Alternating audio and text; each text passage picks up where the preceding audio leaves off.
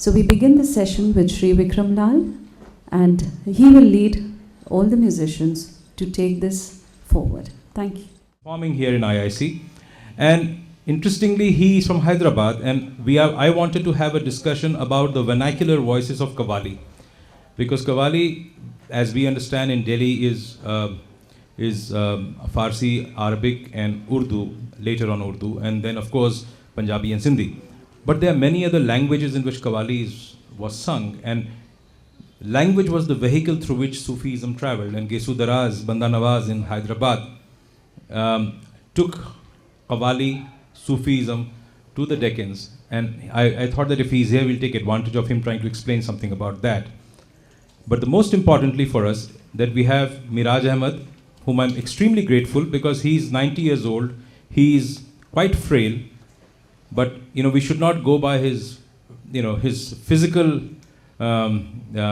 appearance, because he's very alive with knowledge. And I just hope that I can hold him back a little bit, and Iqbal Bhai also, because they are also filled with information that I want them to share with us as much as we can digest. So I'll request Miraj Bhai to come up on the stage. Manjri, agar.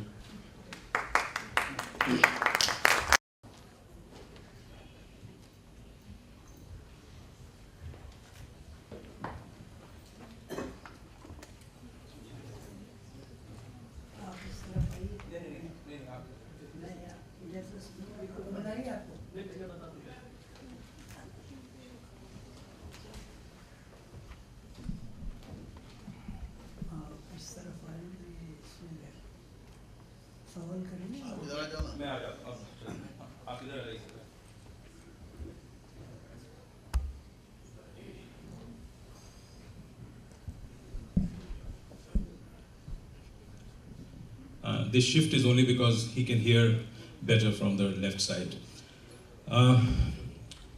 I thought that we should ask three basic questions about Qawwali.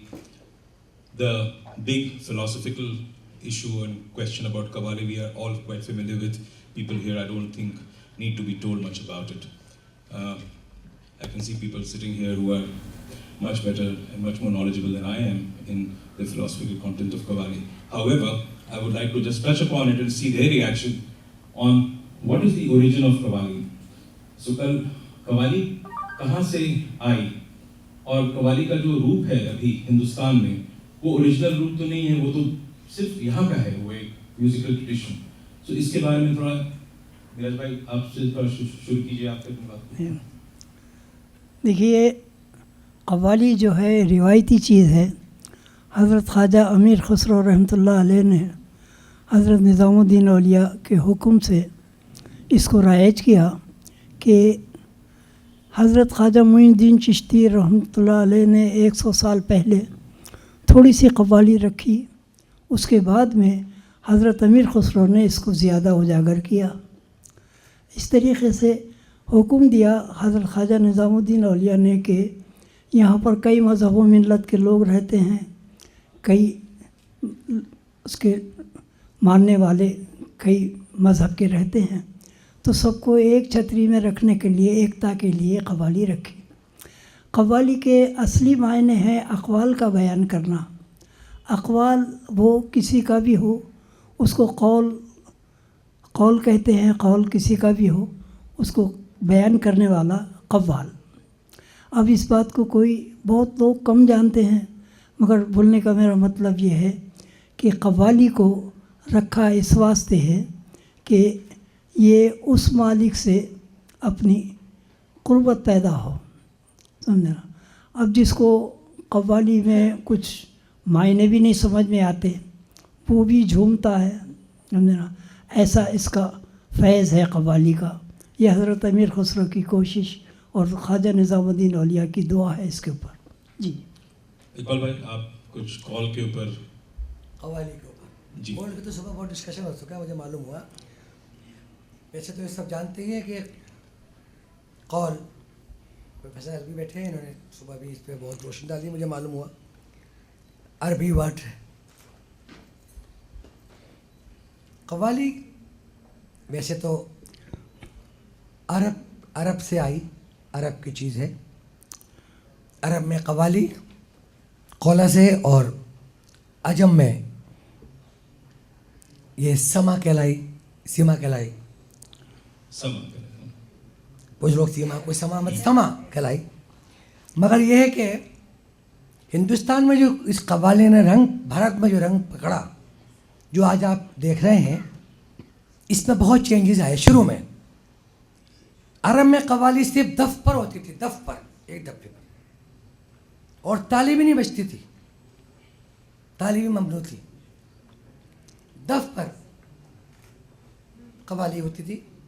उसके बाद जब ख्वाजा मोइनुद्दीन चिश्ती गरीब Nawaz Delhi India में, उनको हुक्म हुआ कि India जाइए, और उन्होंने अपने सूफीज़म का प्रचार जो किया, प्रमोशन किया, तो यहाँ पर उन्होंने भारत के संतों को देखा, सूफियों को देखा। यहाँ कीर्तन था, हमारे यहाँ कीर्तन, भक्ति रसगान, चूँकि हिंदुस्तान में हज़ारों साल से संगीत रहा है भारत में, तो कीर्तन, यहाँ कीर्तन था। कीर्तन को उन्होंने मुताला किया और यहाँ के सूफियों के, यहाँ के संतों के ऐसे वस्त्र, वही लिबास उन्होंने धारण किया। और जो कव्वाली जो अरब में सिर्फ दफ पर थी, उसने फिर एक नई शक्ल अख्तियार की और कीर्तन का रंग लिया। और जो उस ज़माने में हिंदुस्तानी साज थे, भारतीय वाद्य जो थे, मृदंग, खड़ताल, प्रबंध, ये गाने भी उस ज़माने में जो गाए जाते थे, ध्रुव और पद, ध्रुपद नहीं, ध्रुव और पद। ध्रुपद तो राजा मान सिंह तोमर के जाते अकबर के ज़माने में थे। ध्रुव और पद, आर्यपद, आर्यपद पुराने सब जानते हैं, 8th सेंचुरी के और 6th सेंचुरी, आज भी मौजूद है हमारे यहाँ। तो वो उस कव्वाली ने एक नया रंग लिया। उस ज़माने के वादे उसमें शामिल किए गए जो यहाँ कीर्तन में इस्तेमाल होते थे। और मेरी खुशकिस्मती ये है कि मेरे फोर फादर्स मियाँ हसन सावंत और उनके भाई बूला कलावंत, ये दोनों शमशुद्दीन इल्तुतमिश के दरबारी गवैये थे, राज गायक थे। तो हसन सावंत ने, मियाँ हसन सावंत ने अपनी बादशाह की नौकरी छोड़कर ख्वाजा मोइनुद्दीन चिश्ती के मुरीद, उनके रिलीजियस डिसाइपल बन गए, धार्मिक चेले बन गए। और सबसे पहले सूफी गायक कव्वाल वो बने, मियाँ हसन सावंत। उसी सिलसिले में मियाँ सम सामंत आए, और मियाँ सम सामंत के बाद वो सिलसिला आगे बढ़ता गया। निज़ामुद्दीन औलिया के मियाँ सामती आए, और मियाँ सामती गूंगे थे, सामती के माने गूंगे बहरे के होते। तो एक दिन ये बहुत मशहूर तारीख़ी वाक़या है कि निज़ामुद्दीन औलिया पान नोश फरमा रहे थे, पान खा रहे थे, तो उन्होंने अपना झूठा पान निकाल के मियाँ सामती के मुंह में दे दिया। तो खून तो मैं संगीत था ही, वो गाने बजाने लगे। फिर हज़रत अमीर खुसरो आए, उन्हीं के गुरु भाई। अच्छा, 1 मिनट की मैं तारीख़ बयान करना चाहता हूँ कि अमीर खुसरो के संगीत का ताल्लुक़ मौसीक़ार ख़ानदान से तो थे नहीं वो तो, मगर चूँकि संगीत गणित की एक ब्रांच है, मैथमेटिक्स की ब्रांच है, तो उस ज़माने में वेस्ट एशिया वगैरह जितने भी थे, ईरान, अफगानिस्तान वगैरह, जिसको मैथमेटिक्स सीखना होता था, उसको संगीत सीखना भी लाजमी था। तो वह संगीत सीखते थे मैथमेटिक्स के ज़रिए, और मैथमेटिक्स के ज़रिए संगीत सीखते थे। इस तरह ये कि इसका तालमेल रहा है। तो वो सिलसिला आगे बढ़ते बढ़ते बढ़ते हज़रत अमीर खुसरो ने उस कव्वाली को, जो ख्वाजा मोइनुद्दीन चिश्ती के ज़माने में भारत में मुरब्बिज हुई या प्रचलित हुई, उसको फिर हज़रत अमीर खुसरो ने अपनी कोशिश से एक नई देन, एक नई अपनी जिद्दत से उसको नया रंग दिया। ये इकबाल भाई, ये जो आप यहाँ पे मैं जो नया रंग दिया जी, ये रंग के बारे में थोड़ा हम लोग बात करें। जी जी, वही रंग दिया कि हज़रत अमीर खुसरो ने, जिनको अरबी ईरानी म्यूज़िक उनके फोरफादर्स की तरफ से उनके ब्लड में था, और उनकी माँ भारतीय हिंदू थी, राबादात की बेटी थी, तो उनको अपनी माँ की तरफ से भारतीय कल्चर, तहजीब, तमद्दुन मिला। दोनों चीज़ों ने मिलकर एक नई चीज़, एक नई संगीत इस दुनिया को दिया। वो तो बहुत बड़ा बाब है, इसके लिए तो महीनों चाहिए। खुदा की रहमत से वो खजाना है जो कभी ख़त्म नहीं होगा। तो 800 साल पहले इसकी बुनियाद इस तरह पड़ी कि हज़रत अमीर खुसरो ने उस कव्वाली का रंग बदल कर सितार ईजाद किया गाने की संगत के लिए, सितार ईजाद किया गाने की संगत के लिए। मेरे पीरो मुर्शिद ख्वाजा हसन सानी निज़ामी साहब जो सजादा नशीन है दरगाह निज़ामुद्दीन औलिया और हज़रत अमीर खुसरो की दरगाह के, और निज़ामुद्दीन औलिया की औलाद हैं, बहन की औलाद हैं, बाबा फरीद के नवासे हैं। उन्होंने ये सब कुछ हमको तारीख भी बताई। तो उन्होंने बताया कि सितार को गाने की संगत के लिए बनाया गया। और एक वाक़या और बताते हैं वो कि यहाँ मटके वाले पीर साहब की दरगाह जो कहलाती है, यहाँ पर प्रगति मैदान के साथ, तो यहाँ पर यह हज़रत निज़ामुद्दीन औलिया से पहले की दरगाह है। यहाँ पर महफिल कव्वाली हो रही थी, निज़ामुद्दीन औलिया मौजूद थे, कव्वाल गा रहे थे, तो आपको कैफियत और वजद नहीं हुआ, तो आपने कव्वाली बंद कर दी और आपने कुछ हिकायत वगैरह बयान शुरू कर दी। फिर जब वो माहौल बना, फिर आपने हज़रत ख्वाजा मोहम्मद इमाम, जिनको हज़रत दादा मौलाना कहते हैं, हम सब लोग जानते हैं, उनसे कहा तुम खड़े हो, तुम गाओ। उन्होंने कव्वाली की और हमारे हज़रत अमीर खुसरो ने कहा तुम उनका साथ दो। तो उन दोनों ने मिलकर फिर कव्वाली की। जब आपको कैफियत हुई तो उस रंग में कव्वाली में हज़रत अमीर खुसरो ने जो इख्तरात की, मैं म्यूजिकल पॉइंट ऑफ व्यू से बात अपनी करके ख़त्म करूँगा, नई नई चीज़ें आज कव्वाली में उन्होंने पेश की। कौल तो कहते तो कौल है कि भाई कौल प्रोफेट मोहम्मद वसल्लम ने जो फरमाया, जैसे उन्होंने कहा मन कुन तो मौला फ़ाज़ा मौला, मैं जिसका मौला हूँ हेल्पर, अली भी उसके मददगार हैं, हेल्पर है। या अना मदीनत तो इल्म वाली बाबा, मैं इल्म का, आप the city of the knowledge, Ali is entrance, मैं इल्म का शहर हूँ, अली उसके दरवाजे। इस तरह की जो कौल हमारे यहाँ जो मेरा साहब बैठे हैं, सब बुजुर्ग जो गाते आते रहे, वो चला आ रहा है। मगर फिर उसके बाद अमीर खुसरो रहमतुल्लाह ने, चूँकि हिंदुस्तानी राग रागनी या कोई भी राग रागनी हो, मैं सुर की बात कर रहा हूँ, राग हिंदुस्तान में राग रागनी, अरब में रागो होशा, रागो होशा, अरबी अजम मौसीकी में मकाम, नगमा, ये सब वो लफ्ज़ हैं जो मौसीकी के लिए इस्तेमाल किए गए हैं हर जगह। तो हमारे यहाँ हज़रत अमीर खुसरो ने जो काम किया है, वो हिंदुस्तानी बंदिशें जो उन्होंने बनाई, जो बाद में उनके ज़माने में वो कव्वाली में शामिल की गई, उससे पहले नहीं थी। वो होगा, खमसे होंगे और दूसरी मसनवियाँ होंगी जो होती थी, चली आ रही। मगर जैसे कि कलबाना अमीर खुसरो की ईजाद, सवेला हिंदी भी ब्रिज भाषा हज़रत अमीर खुसरो की ईजाद, ख्याल उनकी ईजाद, नक्श और गुल, नक्श और गुल और नक्श और नक्श गुल, ये सब उनकी ईजाद। हवा बसीत, ताल सागर, कलबाना कौल, तेरह, ये सब कुछ, तिरवट, धमाल, धमांडी धमाल।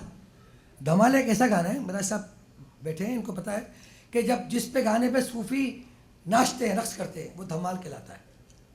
तो इस तरह के बहुत से गाने म्यूज़िकल फॉर्म में आए, हज़रत अमीर खुसरो ने कंपोज किया और ये कव्वाली में शामिल किए गए। और राग रागनी जब तक ना हो, दुनिया में सारे गामा पादा निसा सब जगह एक ही है। क्या उसको किसी भी ज़बान से वो इंग्लिश में क्या सोलो सोलो क्या वो क्या कहलाता सारे गामा इंग्लिश का डोर में से सोलो, वो भी सब वो सुर तो वही है, सारे गामा पादा निसा। मगर ये है कि एक बुनियाद गाने बजाना जिसको बोलते हैं हमारे यहाँ संगीत, संगीत है तो सब कुछ है, संगीत नहीं है तो कुछ नहीं है। तो कहते रहिए आप, कव्वाली की भी एक बीट है, एक रिदम है, एक सुर, एक अंदाज है, उसके लगाने का अंदाज है।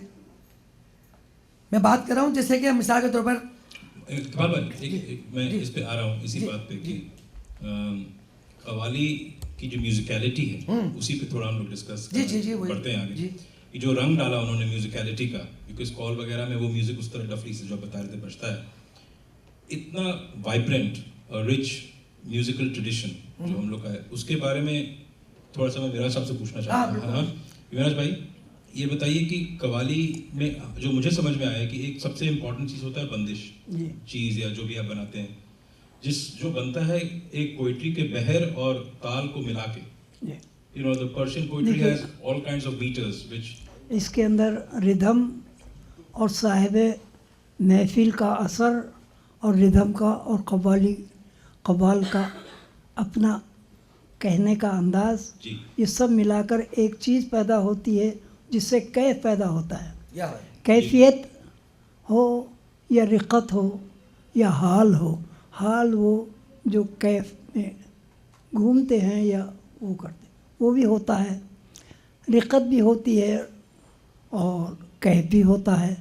इसमें कई मुख्तलिफ़ किस्म के चीज़ें हैं, जैसे बिरहा हो रही है जिसको जुदाई कहते हैं बिरहा, और ये तो इसके अंदर अगर किसी के आंसू निकल रहे हैं तो उसकी याद में निकल रहे हैं, उस मालिक की याद में, समझना। इसके अंदर ये कहने का मेरा मतलब ये है कि ये आम लोगों के ऊपर नहीं है कव्वाली सिर्फ़ अल्लाह के ऊपर है और अल्लाह को याद करना है इसको। अब हज़रत अमीर खुसरो ने इसी तरीक़े से कव्वाली को रखा और ये ईजाद किया इसको। यहाँ पर तो और कुछ मुख्तलिफ़ ख़यालात हैं। हुज़ूर अकरम सल्लल्लाहु अलैहि वसल्लम ने जिस वक़्त पर जंग बदर से तशरीफ़ लाए तो कुछ लड़कियों ने उनके सामने अरबी में ये कहा, तलाउल बदरुल अलैना, ये उनकी शान में बताया कि आपको मुबारक हो, आपने जंग बदर में फ़तेह हासिल की। तो वहाँ से चली कव्वाली। अब उस कव्वाली को कुछ लोग समझना इसको नाजायज़ कहते हैं, मगर हमारे पास तो हज़रत ख्वाजा मोइनुद्दीन चिश्ती ने जायज़ किया और इसको रखा है। कादिया सिलसिले में कव्वाली होती नहीं मगर सुनते हैं कव्वाली, मगर वो अपने घर में नहीं रखते। लोगों ने पूछा कि साहब आप कव्वाली क्यों सुनते हैं, तो बोले लगे साहब ये जो ज़मीन है, ये जो जगह है मोइनुद्दीन चिश्ती की है, ये उनको यहाँ पर हज़रत को सुल्तानुल हिंद का ख़िताब देकर भेजा गया यहाँ पर। अब अगर आकर हम अपनी शख्सियत जताएं यहाँ पर तो ये बगावत हो जाएगी। जो उन्होंने किया उसके ऊपर हम गामज़द। ये जो असर कव्वाली जब कव्वाली गाते हैं तो the purpose of qawwali is that it is both the message and the medium. I think वो एक तरह से दूसरे जगह ले जाते हैं, जो सुनने वाले उनको कहीं और ले जाते हैं।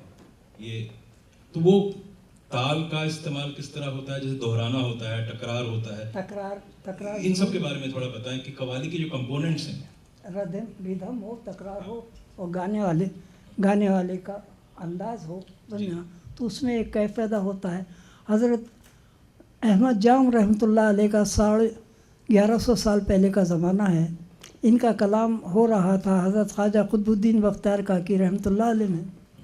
हज़रत ख्वाजा कुतुबुद्दीन बख्तियार काकी का डेथ हो गई इस शेर के ऊपर।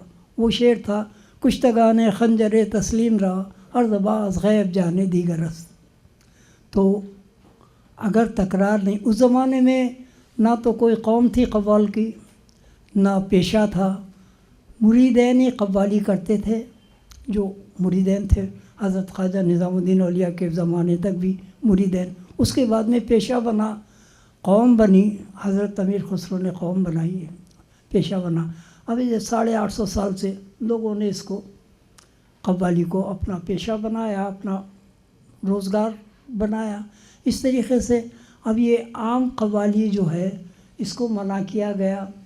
हाँ, कव्वाली में रिदम होना चाहिए और तकरार नहीं, तकरार अगर ना हो तो सूफ़ी की डेट भी हो सकती है। ये टकरार क्या होता है? तकरार वो है रिपीट करना, जैसे अगर रिपीट करना कुछ टकरार का कुछ अंदाज। और अब फी ज़माना इसके अंदर तान सरगम वग़ैरह इसके लिए मना किया गया, समझना। सरगम ताम नहीं, सिर्फ तकरार हो और रिदम का असर हो, गाने वाले का असर हो, और साहिब महफिल जो बैठे हैं उनका उनका ताल्लुक़ इससे हो तो उससे में एक कैफ पैदा होता है। ये टकरार का एक एग्जाम्पल हम जी बोल रहे थे वर्सी भाई, आप बताएं क्या किस चीज़ पे करें।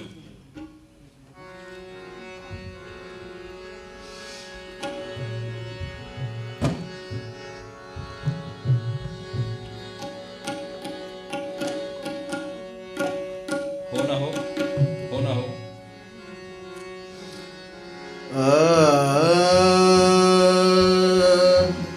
गर यार हो बहम कोई हो न हो न हो, गर यार हो मेरा यार हो, गर यार हो मेरा यार हो, गर यार हो मेरा यार हो, गर यार हो हम कोई हो ना हो ना हो, गर यार हो। ये मेरा यार जो बोल रहे हैं यही तकरार है।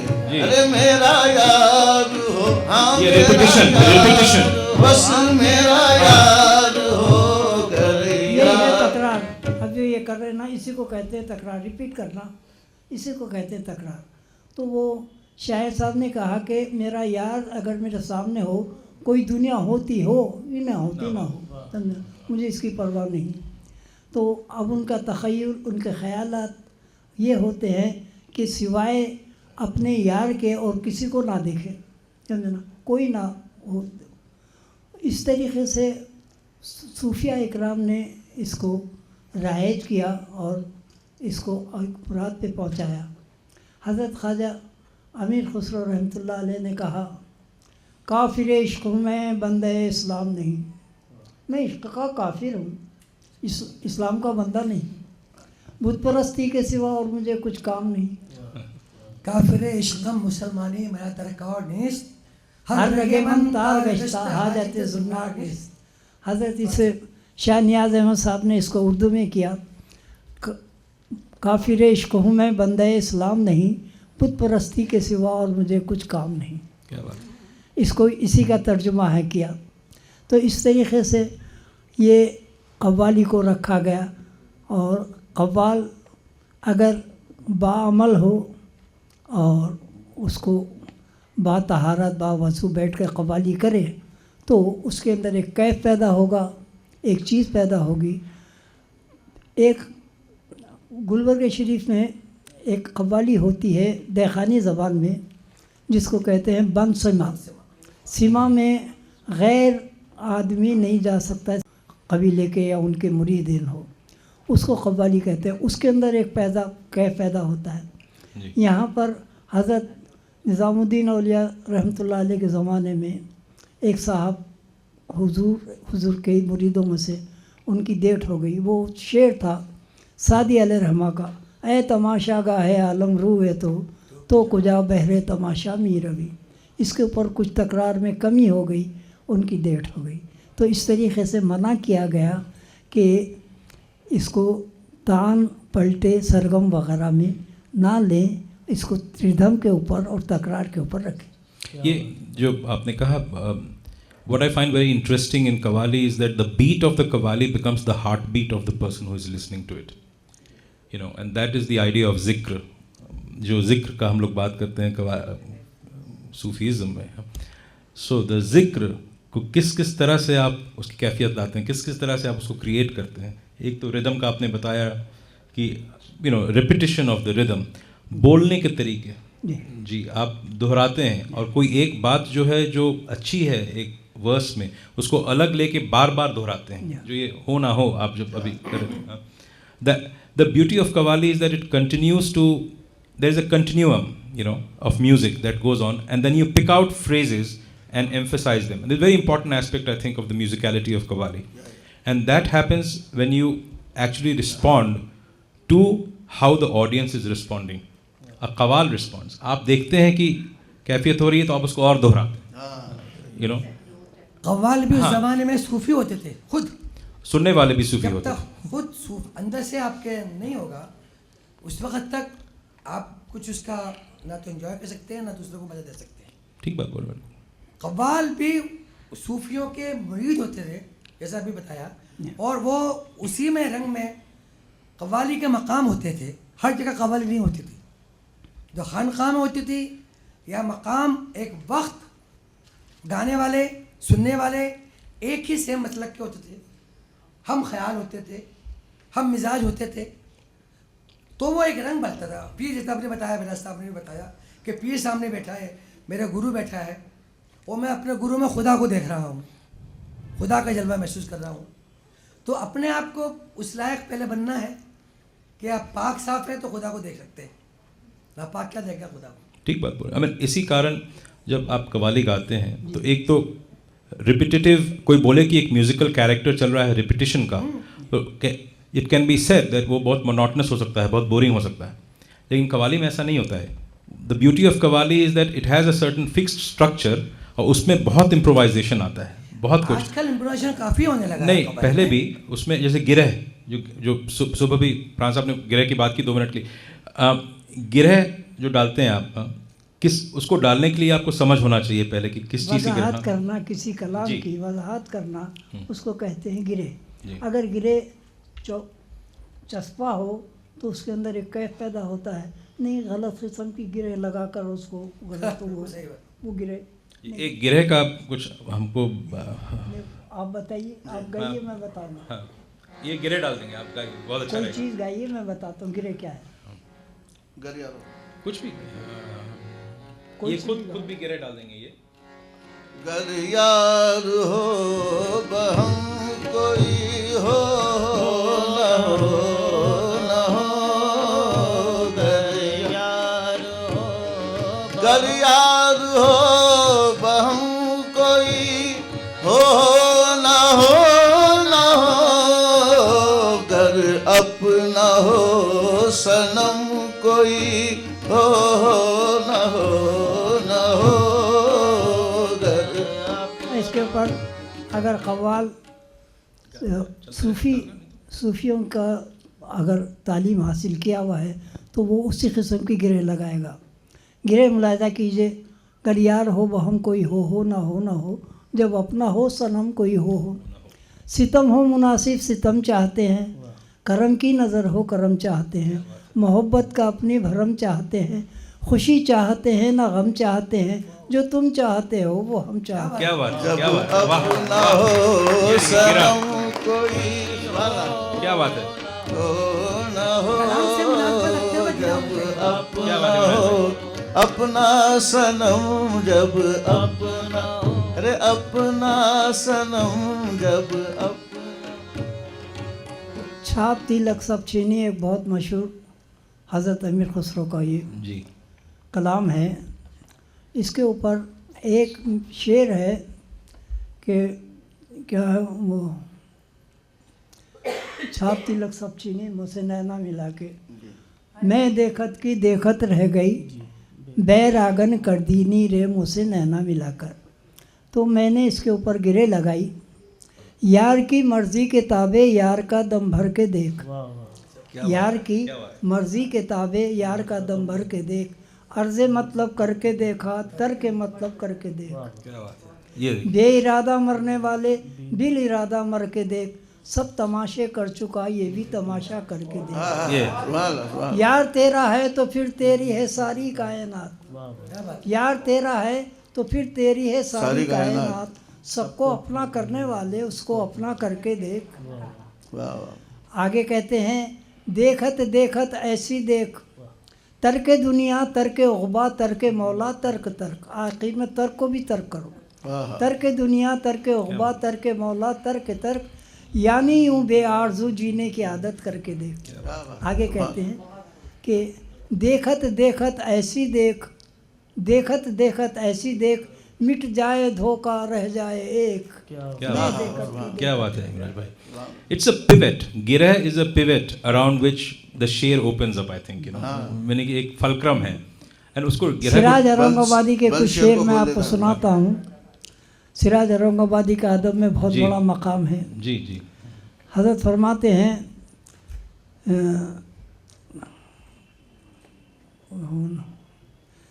सिराज औरंगाबादी खबर तहय्युर खबर तहय्युर इश्क सुन, ना जुनू रहा ना परी रही, ना तो तू रहा ना तो मैं रहा, जो रही सो बेखबर रही। वाह शह बेखुदी ने अता किया मुझे वो लिबास बरहानगी, शह बेखुदी ने अता किया मुझे वो लिबास बरहानगी, बरहानगी के मायने कपड़े नहीं पहनने के हैं, मुझे वो लिबास बरहानगी, न खिरत की बकिया गरी रही, न जुनू की पर्दादरी रही। वो अजब घड़ी थी कि जिस घड़ी लिया दर्स नुस्खा इश्क का, वो अजब घड़ी थी कि जिस घड़ी लिया दर्स नुस्खा इश्क का, कि किताब अक्ल की ताख में जूं धरी सो यूं ही धरी रही। क्या बात। चली समते गैब से एक हवा कि चमन सुरूर का जल गया, चली समते गैब से एक हवा कि चमन सुरूर का जल गया, मगर एक शाख निहाले गम जिसे दिल कहें सो हरी रहे। आगे कहते हैं मख्ते में, किया खाक आतिश इश्क ने दिल बेनवाए सिराज को, किया खाक आतिश इश्क ने दिल बेनवाए सिराज को, न ख़तर रहा न अज़र रहा मगर एक बेखतरी रही। इसके अंदर बेखतर अल्लाह इन्ना खौफ, अल्लाह ये इनको अल्लाह वालों को खौफ और ख़तर कुछ नहीं है, समझे ना। अल्लाह इन्ना औलिया अल्लाह ला खौफुम अलैहिम वला हुम याहज़नून, उसका तर्जुमा है ये कि बेखतर हैं ये लोग, समझे ना, इनको कोई खौफ और ख़तर नहीं। किया खाक आतिश इश्क ने दिल बेनवाए सिराज को, ना ख़तर रहा ना हज़र रहा मगर एक बेखतर ही रही, बेखतर है, इनको कोई खौफ व ख़तर नहीं। इसका तर्जुमा उन्होंने किया। तो इस कव्वाल को जब तक का खुद नहीं समझे। अच्छा, एक चीज़ और बताना बहुत ज़रूरी समझता हूँ कि अपने घराने से, अपने ख़ानदान से, अपने वालिद से या किसी से भी, अपने उस्ताद से जो कुछ भी कव्वाली की तालीम मिल जाए वो ले ले, मगर जब तक का सूफ़ी की तालीम ना हो वो कव्वाल मुकम्मल नहीं हो सकता। सूफ़ी भी कौन सा, आलिम सूफ़ी हो, उसकी तालीम होती है कव्वाल को, तो वो कव्वाल पूरा पड़ता है। हमारे पास यहाँ शाहजहाँपुर के कव्वाल हुए हैं मुरली बहुत अच्छे कव्वाल थे, उन्होंने कव्वाली में बहुत नाम पैदा किया सूफिया इकराम के कव्वाली में। अगर किसी को ओले मिसरे पे कैफियत हो रही है और किसी को सानी मिसरे पे कैफियत हो रही है, तो ये जज्ब उनके अंदर था कि उसकी भी कैफ रखे, इसका भी कैफ रखे, ओले का भी और सानी का, दोनों का। इसका उसको भी मज़ा आता रहे, इसको भी मज़ा आता रहे। ये मुरली भाई में एक चीज़ थी, ये आप उनका सुना इंतकाल सकते है। हैं या कुछ? हाँ? आप जानते हैं उनको? हाँ, आप सुना सकते हैं कुछ?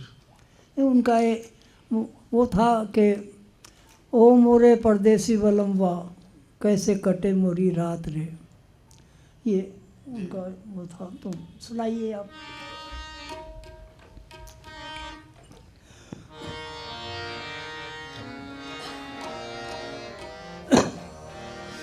ओ मोरे परदेसी बलमवा कैसे कटे मोरी रात, बलमवा कैसे कटे मोरी रात। ओ मोरे परदेसी बलमवा कैसे कटे मोरी रात, बलमवा कैसे कटे मोरी रात, बलमवा कैसे कटे। बादल वर्षे अंतरा बादल वर्षे।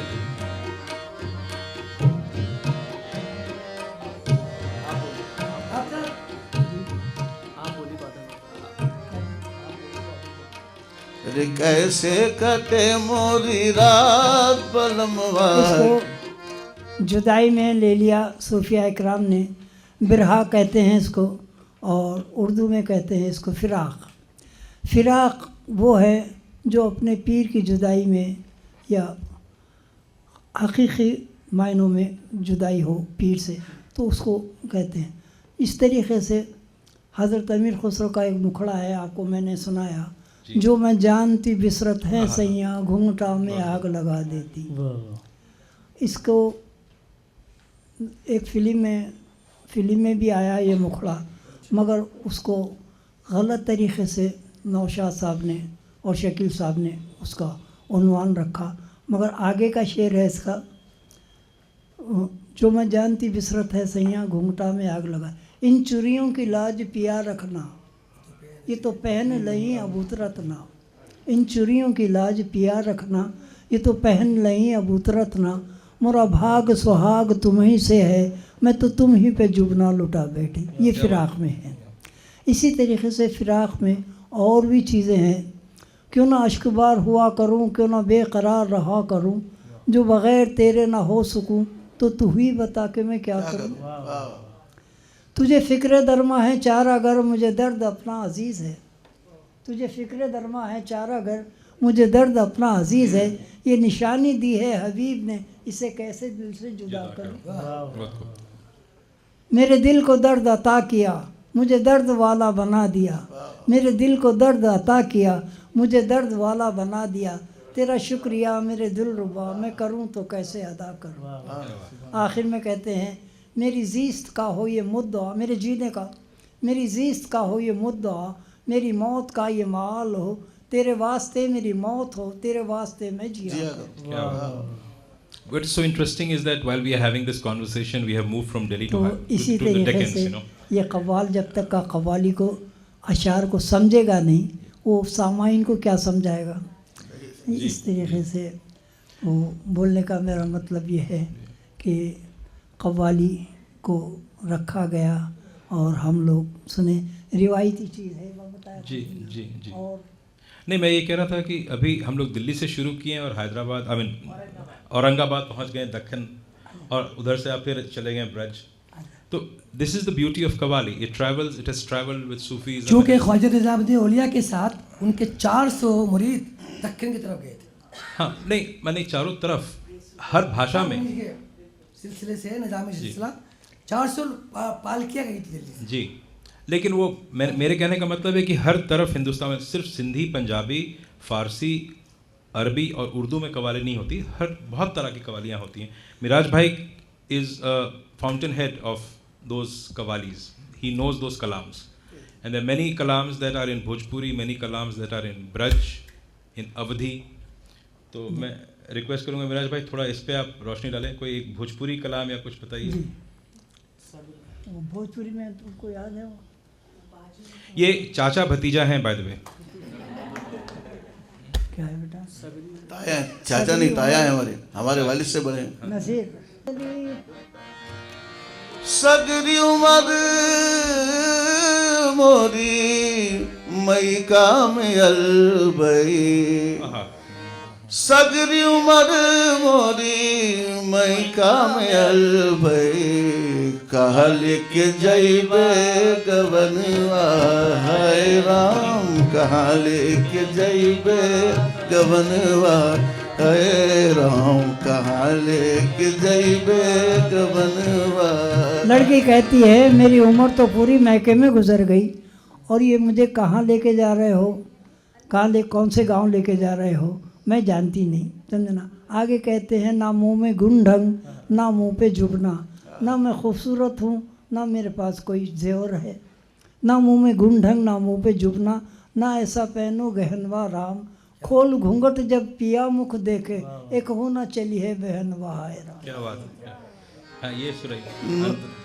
सगरी उमर मोरी मई काम अलबई, कहा लेके जइबे गवनवा है राम, कहा लेके जइबे। नामों में गुण ढंग, नामों पे जुबना, ना पहनू ऐसा गहनवा राम, नामों में गुण ढंग, नामों पे जुबना, ना पहनू ऐसा गहनवा राम, खोल घूंघट जब पिया मुख देखे, खोल घूंघट जब पिया मुख देखे, अरे एक हो ना चल बई बहनवा है राम, एक हो ना चल बई बहनवा है राम, एक हो ना चल बई बहनवा। ये आप ये जो भोजपुरी एक बेदम शाह वर्सी की कुछ अवधि में बताइए। बेदन शाह साहब ने ब्रज भाषा में बहुत कुछ लिखा उन्होंने। मंजरी और तो she's very familiar Kakori with this, Sharif huh? के एक बुज़ुर्ग हैं शातुराब साहब रहमतुल्लाह अलैह, उन्होंने भी ब्रज भाषा में भी और भोजपुरी में लिखा। लखनऊ से 8 किलोमीटर एक जगह है काकोरी, काकोरी। वहाँ के अभी मैंने सुनाया, नी की लगत मोहे अपने पिया की आँख लसीली लाज भरी, याद है?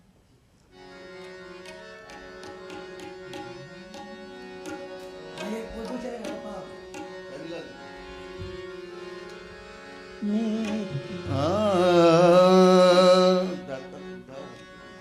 नीकी लगत मोहे अपने पिया की, नीकी लगत मोहे अपने पिया की आँख रसीली जादू भरी रे, आँख रसीली जादू भरी रे, नीकी लगत मोहे चैन परत नाही मुख देखे बिना चैन परत नाही, मुख देखे बिना चैन परत नाही मुख देखे बिना, देख नजर भर जात मरी रे, देख नजर जात मरी रे, काहे तुराब डरे काऊ से, काहे तुराब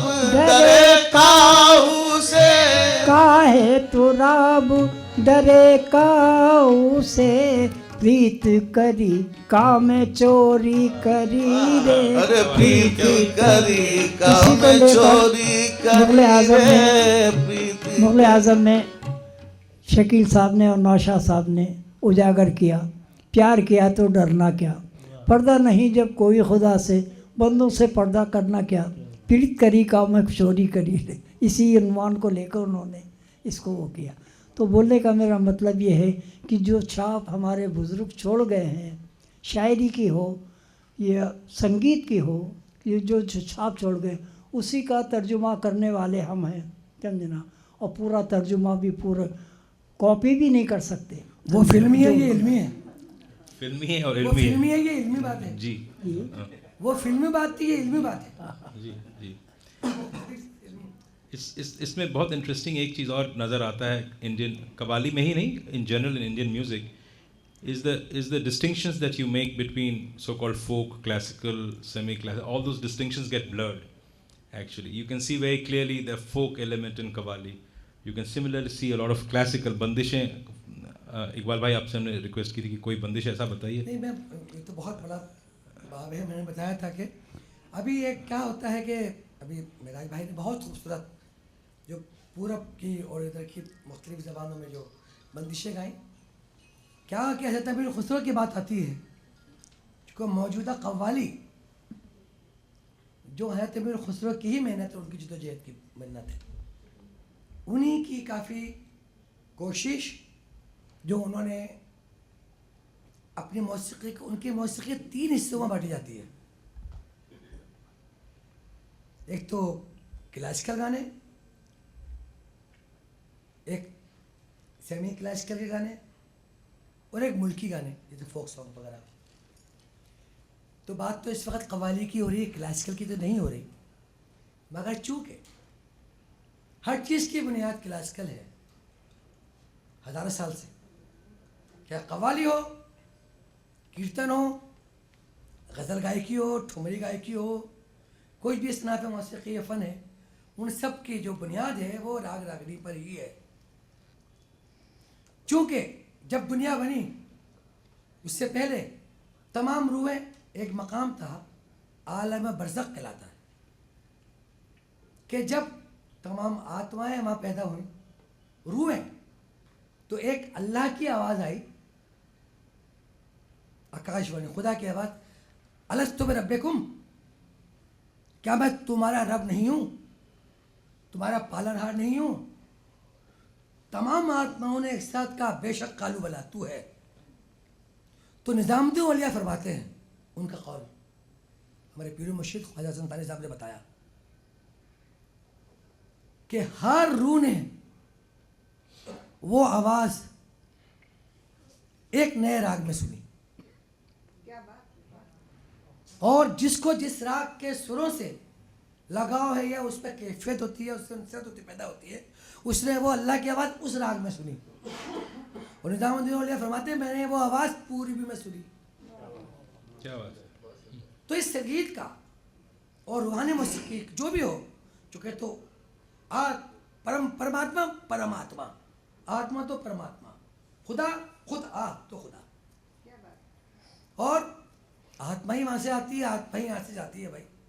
तो दुनिया के झंझे है कि जबाओ दबाओ जलाओ बहाओ कुछ भी करो, तो आत्मा तो जो चीज़ निकलती है वो रूह से, और रूह का ताल्लुक सीधा खुदा से होता है। आज हज़रत अमीर खुसरो ने जो काम किया है, चूँकि उनका रूहानी ताल्लुक अपने पीरो मुर्शिद ख्वाजा निज़ामुद्दीन औलिया से था, और वो उनमें थे मन तो शुदम तू मन शुदी मन तन शुदम तू जा सुखी ताकश लगवाए बाद अजीम मन दीगरम तो दीगरी, ये फरमाया उन्होंने। हज़रत अमीर खुसरो ने जो कंपोजिशंस की हैं, रागदारी को उस पर उन्होंने ख़ास अहमियत दी, और sound sense hermeneutic study point of view से शब्दों को उन्होंने गवाया, शब्दों को कंपोज किया। बहुत सी उनकी बंदिशें ऐसी हैं, तो ये बहुत बड़ा मैंने कहा बाब है। आप एक बंदिश सुना दीजिए ना। नहीं बंदिश क्या, अब बोल दीजिए। क्या सुनाऊं? कुछ भी आप एक बताइए कुछ। अब महाराज साहब बैठे माशाल्लाह कव्वाली के फील्ड के बुजुर्ग लोग हैं, मैं कव्वाली गाता नहीं, मैं कव्वाली खाता हूँ। सूफियों में कव्वाली खाई जाती है, मैंने बहुत सुना है। अब के मोरे नैया पार करा दो, वो तो खैर तोड़ी में वो तो अगर अच्छा, मैं हज़रत अमीर खुसरो की एक वो बंदिश सुना रहा हूँ कि जो अब आती है बात के सूफीज़म में। एक मिनट और लूँगा आपका। सूफ के मायने क्या है? प्रोफेसर भी बैठे हैं जी। ऊल बुनना, उसका काम बुनना है, बुनना उसका काम बुनना है। सूफीज़म, तो सूफीज़म का माने प्यार मोहब्बत। ख्वाजा निज़ामुद्दीन औलिया को किसी ने कैची दी, आपने कहा नहीं मुझे तुम सुई धागा दो भाई, मैं काटने के लिए नहीं पैदा हूँ, सीने के लिए पैदा हूँ, पटौने के लिए, जोड़ने के लिए पैदा हूँ। तो ये सूफी अभी हज़रत अमीर खुसरो ने क्या किया कि इतना बड़ा कंट्रीब्यूशन है उनका कि ऐसे ऐसे राग अरबी ईरानी म्यूज़िक से हिंदुस्तानी मौसीकी में मिला के दिए जो आज मुरब्बी हैं, प्रचलित है। और यहाँ के भारतीय संगीत को मिला के, यहाँ बसंत था, प्राचीन सरस्वती मास से बसंत राग की हमारी यहाँ मिसाल मानी जाती है, तो उसके बसंत के कंट्रास्ट में बहार बनाया। बहार इज़ द फारसी का वर्ड उनका, और उनके शेर से भी वाज़ेह होता है। उनका नक्श है अश्करेज आमदा बरो बहार साकिया गुल बरेज़ो वादबिया।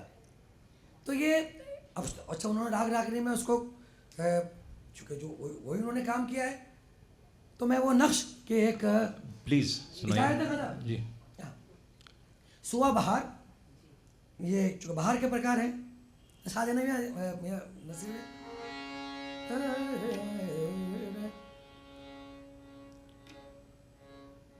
अब वो दो तरीके हैं। कव्वाली मैंने अर्ज़ किया कि जो हमारे नसीबियों को पता है, जब निज़ामुद्दीन औलिया बसंत चढ़ती है तो वो चीज़ें गाई जाती हैं। तो उसका वो क्या है, अब कहते सब गाते हैं, वो एक कव्वाली का अंदाज़ है। मगर जो हमारे यहाँ जो एक ओरिजिनल क्लासिकल अंदाज़ है, वो मैं आपको एक उसके एक खाली जी। सुहा बहार अश्क रेज़ा मद अब रो बहार, अश्क रेज़ा मद अब रो बहार साक़िया गुल बरेज़ो बादबियार।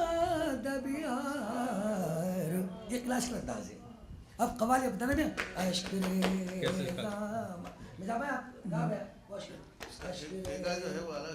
वही मैंने बताया, इसको नहीं बात पाते।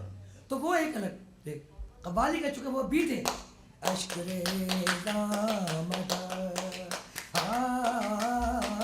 अश्क रेज़ा मदद, अब रो बहार, वो एक अलग चीज़ है। बीट आई कव्वाली की।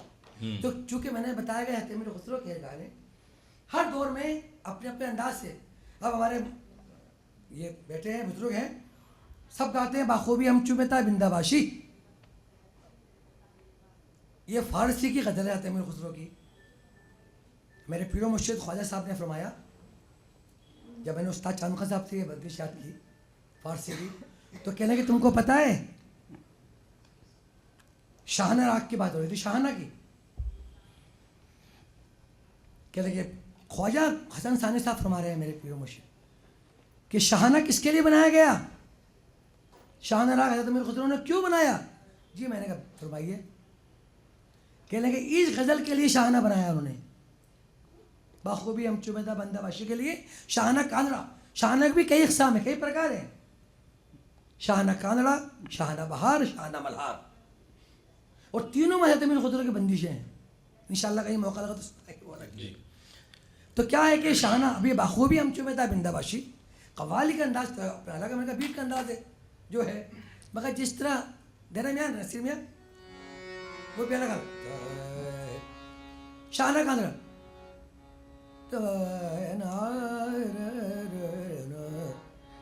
बाखूबी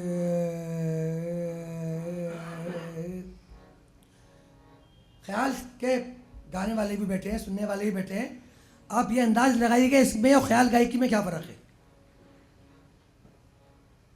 बखूबी हम चुमेता बिंदाबाश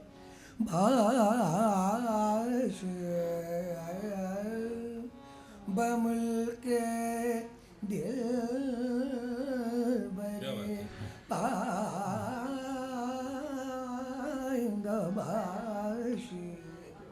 अब आप शेर तो पढ़ रहे हैं कि मैंने दरिया शेरा कुश्ती बागमजा कि तुम्हारी अदाओं ने मुझे मार दिया, या मरने के नहीं या जिंदा होने के मायने हैं। मैंने दरिया शेरा कुश्ती बागमजा, मैं तुम्हारी अदाओं पर तुमने मुझे मार दिया, मैं जिंदा हो गया हूँ, बल्कि करम कर दी, तूने मुझे करम कर दिया, इसके मायने ये है। अब एक रिक्वेस्ट है ना, एक तारीफ है, तो उसका मैंने दुर्वेशरा कुश्ती बगमजा करम कर, जब तक करम कर दी क्या दादी बताएंगे, क्या माने आएंगे मायने आपको दिखाएं। जो है रिक्वेस्टिंग टू अपने पीर से गुरु से रिक्वेस्ट कर रहे हैं, आप उस पर कुर्बान हो रहे हैं, वो फीलिंग आनी चाहिए आपके अंदर। करम कर दे इलाही, क्या बात। अब इतना शेर है कि जफ़ा कम कुन के फरदा रोज़े महशर बरूए आशिका शबिन, वो जफ़ा से महरूम बचाना कि आशिकों के सामने महशर के दिन शर्मिंदा ना होना पड़े। अब वो रिक्वेस्ट है, दुआ है। तो जफ़ा कम कुन के फरदा रोज़े महशर, जफ़ा कम कुन के फरदा रोज़े महशर बरूए आशिका शर्मिंदाबाश। तो ये फीलिंग है भाई, मैं तो फीलिंग के बात महसूस करने वाले बात है। पीर को, अल्लाह को उन अल्फाजों को समझ कर अपने अंदर डाले, तब तो गाया को कवाल बन सकता, वरना नहीं बन सकता। जी वैसे बैठे हैं कवाली पे नहीं, एक कुछ कहना चाहता हूँ। नहीं, मैंने कहा कि यहाँ से हम लोग दक्खन तो गए थे और सीधे सिराज और औरंगाबादी पे आ गए। एक गेसू दराज बंदा नवाज का आप बता रहे थे। ज़हाले मिस्की मकुन तगाफुल दोराए नैना बनाए बत्तियाँ, ज़हाले मिस्की मकुन तगाफुल दोराए नैना बनाए बत्तियाँ, ज़हाले मिस्की मकुन तगाफुल दोराए नैना बनाए बत्तियाँ, किताबे हिजरा नदार में जा, किताबे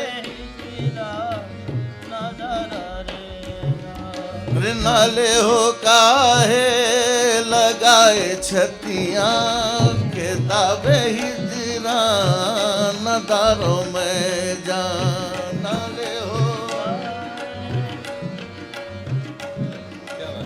शबान हिजरा शबान हिजरा दराज चू जुल्फ बरोज़े वसलत चोर को ताश सखी पिया को जो मैं न देखूं सखी पिया को जो मैं न देखूं अरे तो कैसे काटूं अंधेरी रतियां सखी पिया को जो मैं न देखूं। वाह क्या बात है। हमारे पास महफिल सिमा में सूफियों के पास दिवाली होली ईदें दोनों ईदें ये हम सब लोग हिंदू मुसलमान सिख ईसाई मिलकर मनाते हैं। हमारे पास होली के मौके पर होली भी गाई जाती हैं। मैं आपको एक होली सुनाना चाहता हूँ। वाह, जरा वाह। मेरे को बुला देना।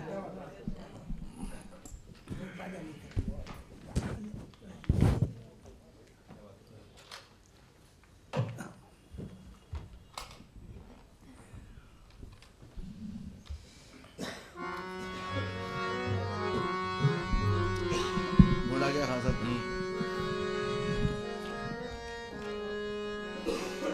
आगे कर। मुलाहिदा कीजिए एक मुसलमान साहब का ये भजन ये होली है मुसलमान साहब ने लिखी है। शाम सुंदर तो से खेलूंगी होली शाम सुंदर तो से खेलूंगी होली ओ शाम सुंदर तो से खेलूंगी हाथों से खेलूंगी होली तो से खेलूंगी होली शाम सुंदर तो से खेलूंगी होली। सास ननंद पूछे कहाँ लगाई इतनी देर रे सास ननंद पूछे कहाँ लगाई इतनी देर रे मैं तो कह दूंगी होली सो होली पिया की मैं तो होली पिया की मैं तो होली पिया की मैं तो होली पी उस होली को सूफिया इकराम ने अपने पीर की तरफ अपने गुरु की तरफ लिया कि मैंने पीर की होली हो गई मैं उसकी होली रे होली मैं तो होली रे होली मैं तो सास ननंद पूछे कहाँ लगाई इतनी देर रे सास पूछे कहाँ लगाई इतनी देर रे मैं तो कह दूंगी होली सो होली पिया की मैं तो होली पिया की मैं तो अपने पिया की मैं तो होली पिया तो कहते हैं हो जाए कहीं किसी का जब ये मज़ा आए जब किसी से ताल्लुक़ ही नहीं हो तो मज़ा क्या आएगा। ताल्लुक़ होना ज़रूरी है। अभी मैंने आपको एक शेर सुनाया इश्क के ऊपर। इश्क वो चीज़ है कि जनाब इश्क बड़े साहिब तसर्रुफ़ हैं जनाब इश्क बड़े साहिब तसर्रुफ़ हैं कि बच के आपसे परवरदिगार तक ना रहा। अल्लाह ने खुद मोहब्बत की है। इसी को हज़रत इराक़ी ने कहा है जो ख़ुद करदंद राज़े ख़ीश्तन फाश तू ख़ुद कर रहा है मोहब्बत जो ख़ुद करदंद राज़े ख़ीश्तन फाश इराक़ी रा चरा बदनाम करदन बेचारे इराक़ी को बदनाम कर रहे एक मैं बहरवी में कबीर दास के कुछ अशार सुनाना चाहता हूँ।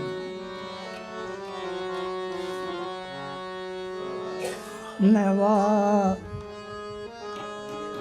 मैं वाहू मूरख के।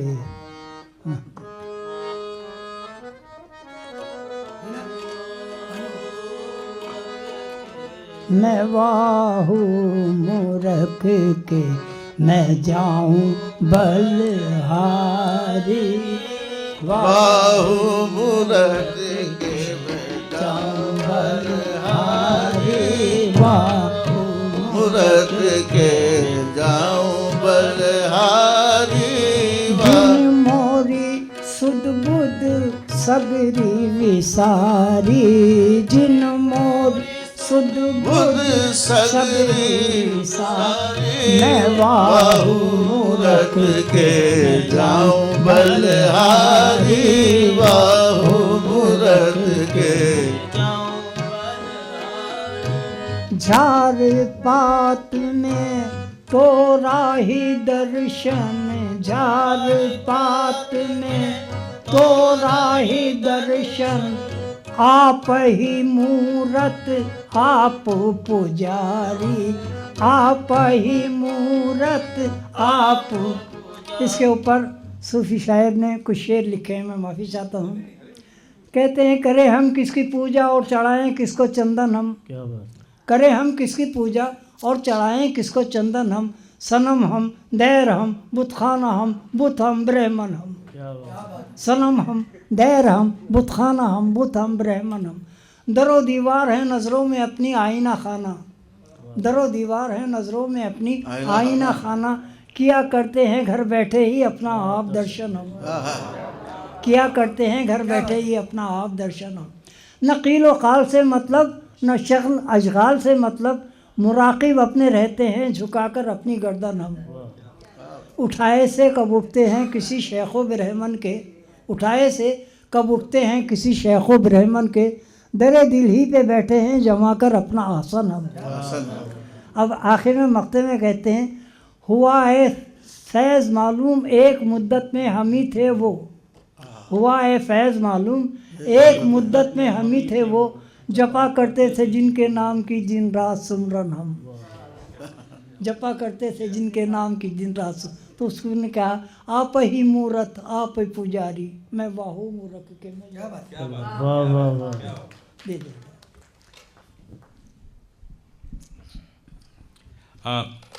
I think Qawwali is a mystical form of singing. We all know that, and you can very clearly see how mysterious it can be. The depth is endless. We never came prepared for any of these things, and with his 90 years of experience of Qawwali, he can just come out upaj बैठे बैठे, you know, and that's the beauty of Qawwals. जो गिरह बांधने की बात कर रहे थे हम लोग.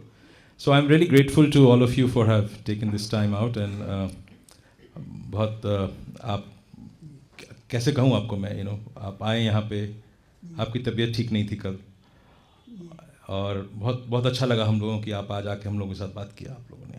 मिराज साहब, आप तकरीबन 90 साल के हैं आप, तो मेरे ख़्याल से आप कम से कम 70 या 80 साल से तो कव्वाली से जुड़े हुए ही हैं, बचपन से ही। पिछले 70 या 80 साल में और आज तक आपने एक पूरा दौर देखा। उस दौर में कव्वाली के फ़लसफ़े में क्या क्या चेंजेस आए हैं, क्या क्या कव्वाली किस तरह से बदली है, उस बारे में आप कुछ बताएंगे? कव्वाली में बदलाव आपने जो देखा है अपने दौर में, आपकी पूरी ज़िंदगी में जो कव्वाली में आपने शक्लें कई बदल चुकी अब तक, समझे ना। इसको कई जगह पर इसको रखा गया, और आम कव्वालियाँ रोडों के ऊपर जो होती हैं उसके अंदर वो कैफ नहीं पैदा होता, वो चीज़ नहीं पैदा होती। तफरी बतौर टाइम पास करने के लिए कव्वाली नहीं है, समझे ना, पिकनिक नहीं है कव्वाली। कव्वाली इबादत है और इबादत के लिए रखी गई है। अगर हम इबादत के लिए गाएं और सुने तो हमारे को उस मालिक से क़ुर्बत हासिल होगी। समझे, उससे कुछ जो आपके बुजुर्ग, या गो अहेड। मैं जो पूछना चाह रहा था आपसे कि जब आगे आ जाओ, दिखाए। जी मैं जो आपसे पूछना चाह रहा था कि जो आपके वक्त के अंदर जो जिस दौर में कव्वाली होती थी और आज के दौर में जो कव्वाली होती है, उसमें पोइट्री को लेके या रिदम को लेके या ताल को लेके या कव्वाली के जो एक नेचर है, जो उसका स्वभाव है, उसमें किस तरह का बदलाव आया है? बोल रहे हैं कि आपके वक्त में जो कव्वाली होती थी जी। और अब जो कव्वाली हो रही है, देखिए क्या फ़र्क है? काफ़ी फ़र्क आया है इसके अंदर कव्वाली में, समझना। मैं अल्लामा डॉक्टर इकबाल के माफ़ी चाहता हूँ, एक कुछ शेर सुनाना चाहता हूँ। अल्लामा फरमाते हैं, डॉक्टर इकबाल, ना सूफ़ी है ना मोमिन है ना मोमिन की अमीरी, ना मोमिन है ना मोमिन की अमीरी, रहा सूफ़ी गई रोशन ज़मीरी, रहा सूफ़ी गई रोशन ज़मीरी, खुदा से फिर वही क़ल्बो नज़र मांग, खुदा से फिर वही क़ल्बो नज़र मांग, नहीं मुमकिन अमीरी बिन फ़कीरी। फ़कीर वो नहीं, मांगने वाला फ़कीर नहीं, फैसे फ़ाक़ा ये से याद इलाही, ये फ़कीर समझना। I mean, it's a very और अमीरुल मोमिनीन नहीं मुमकिन अमीरी, वो अमीरुल मोमिनीन की अमीर, ये अमीर पैसे वाली नहीं, ये नहीं मुमकिन अमीरी बिन फ़कीरी। आगे कहते हैं डॉक्टर अल्लामा इकबाल रहमतुल्लाह अलैह फरमाते हैं, खुदावंदा ये तेरे सादा दिल बंदे कहाँ जाएं, खुदावंदा ये तेरे सादा दिल बंदे कहाँ जाएं, कि दुर्वेशी भी अय्यारी है, सुल्तानी भी अय्यारी, सुल्तानी तो अय्यारी है ही, दुर्वेशी अय्यारी कैसे हो गई साहब, समझे। जो मेरे को लगा जो आप कहना चाह रहे थे, वो कव्वाली उस दौर में फकीरी से अब फिर ज़माना तक आ गई है। तो बहुत बदल गया है जी। अपना अल्लाह कव्वाल जो है मैं पैसे के लिए गाते में हैं, उस रखे। ज़माने में अपने खुदा के लिए गाते थे। शेर में समझ जाइए आप। किस ज़माने की बात कर रहे हैं आप, ये बताइए। कौन मैं तो इस ज़माने की बात कर रहा हूँ, कौन से ज़माने? ये जो मौजूदा ज़माना है।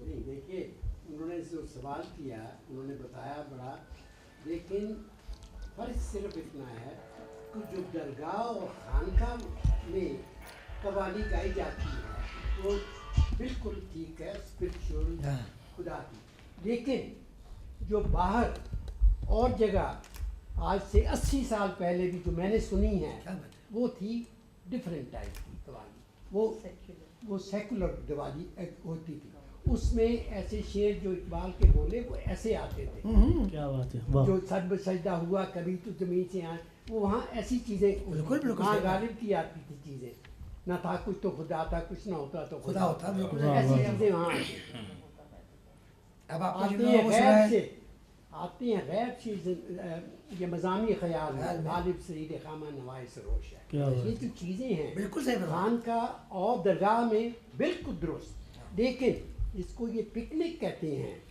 जिसको ये लैंग्वेज यूज़ करते हैं उसके लिए देखिए, बाहर जाकर साबरी ब्रदर ने दरगाह की चीज़ लाकर सारी दुनिया में फैला दी, दरगाह की उन्होंने जाकर वही चीज़ें गाई और फूकी। तो इसका ये मतलब नहीं है कि सिर्फ दरगाह में ही गाई जाए चीज़, वो दूसरी जगह नहीं गा सकते, लेकिन जो चीज़ डिवोशनल है, स्पिरिचुअल है, उसकी वैल्यू हर जगह होगी चाहे। खुदा हर जगह मौजूद है। जी खुदा हर जगह है। नेक्स्ट क्वेश्चन या प्लीज ऑन है मैडम।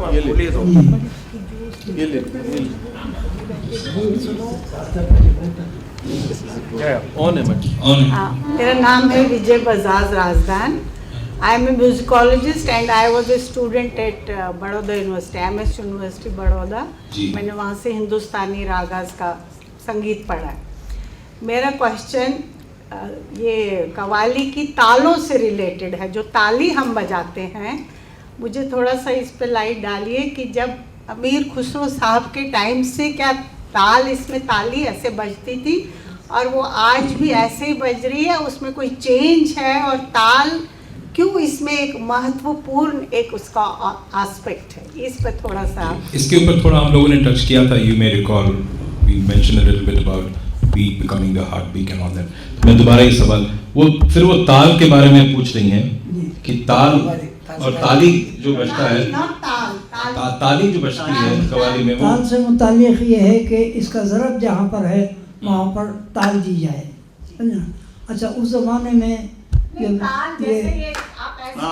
दफ के ऊपर जब कव्वाली होती थी, वही बता रहे हैं। उस ज़माने में जब दफ के ऊपर कव्वाली होती थी तो बताया गया कि कव्वाल ये बायां हाथ यहाँ पर, ये ताल था। अब ताल का ये रुख हो गया। इस तरीके से ताल नहीं दी जाती। दफ के ऊपर कव्वाली होती थी और दफ के ऊपर ही गाते थे। अब मज़ामीर निकल गए हैं, ये हारमोनियम, तबला, ढोलक, ये सब हज़रत अमीर खुसरो के ईजाद है। ये तबला, ये इसको उसमें से निकाला।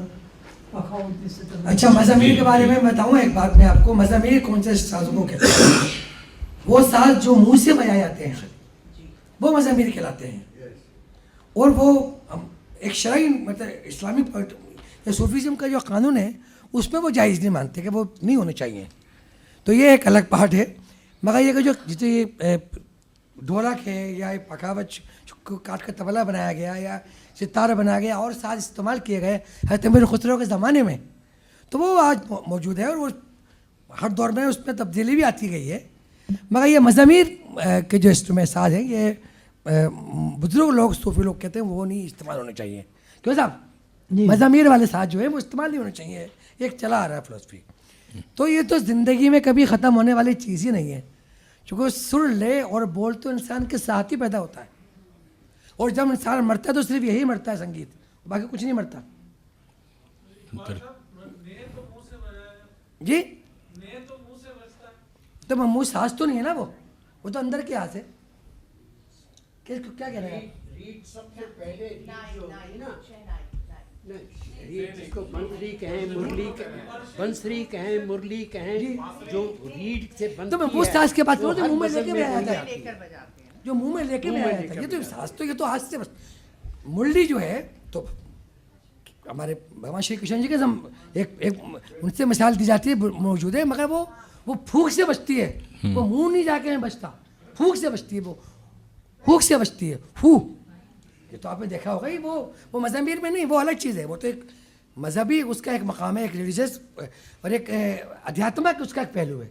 वो एक अलग चीज़ है। जो मुंह के साथ बजाने वाले होते हैं, बहुत से लोग साज हैं, वो कहते हैं कि कव्वाली में या सूफियान म्यूज़िक में जायज़ नहीं है। मतलब आज तो सब कुछ हो सकता है, कुछ भी हो सकता है, ज़माना बदल गया। मगर ये एक चीज़ है, एक अलग चीज़ है। और वो जहाँ तक मुरली का ताल्लुक है, बास्ती का ताल्लुक, तो हजरत भगवान श्री कृष्ण जी से भी और हजरत राबिया बसरी से भी मौजूद है। हजरत राबिया बसरी ने भी ये बसरी का वो किया है, उन्होंने भी बजाया है। तो ये बुजुर्गों को तो चली आ रही चीज़ है। जी प्रोफेसर साहब। वैसे तो मेरी गुफ्तगू ख़त्म हो चुकी है आपके तशरीफ़ लाने से पहले।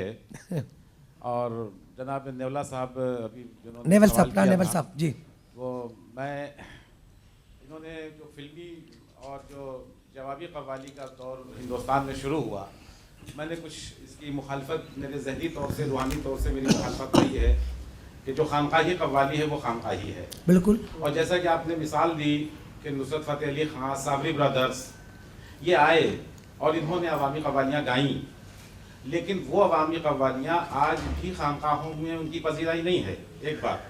दूसरी बात, उन्होंने अवाम में आने के बाद अपने को रोशनास कराया, लेकिन कभी उन्होंने ये नहीं गाया कि बड़ा लुत्फ़ था जब कुंवारे थे हम तुम। ये फिल्मों की कव्वालियाँ थी जो एक जहनी कशाकश के नज़र हो गई।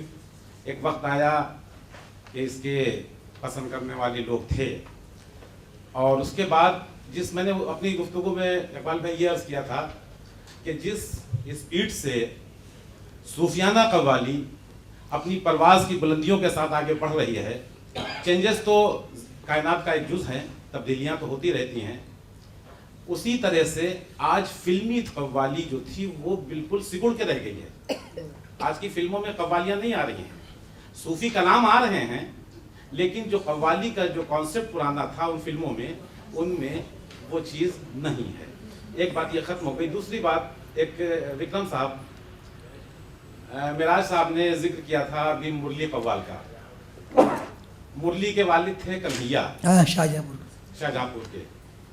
तो आपने मिराज साहब ये फरमाया था कि वो जब गाते थे तो मिसरे उला पे अगर किसी को कैफ है और मिसरे सानी को दूसरे साहब को कैफ है, तो वो दोनों का कैफ कायम रखते थे और उसको अपने फन का इस तरह से मुजाहरा करते थे।